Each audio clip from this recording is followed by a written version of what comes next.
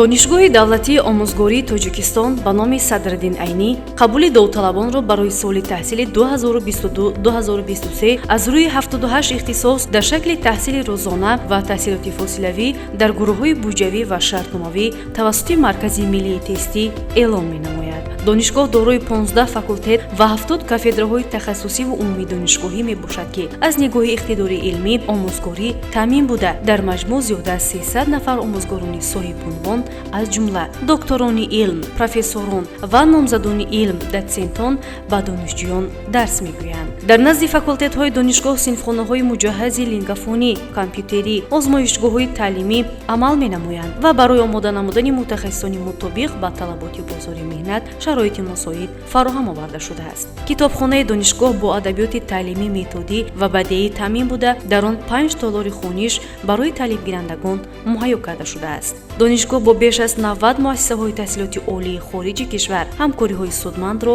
дар самти мубодилаи донишҷӯён ба роҳ мондааст. ҳамчунин довталабон метавонанд баъди хатми зинаи бакалавриат аз рӯи 21 ихтисос таҳсили худро дар зинаи магистратура ва докторантура доктор аз рӯи ихтисос идома диҳанд. дар хубгоҳҳои донишгоҳ барои истиқомат, омодагӣ ба машғулиятҳои таълимӣ ва истироҳату фароғат тамоми шароитҳо муҳайё карда шудааст. донишгоҳ дар Маркази миллии тестӣ таҳти рақами 102 номнавис шудааст.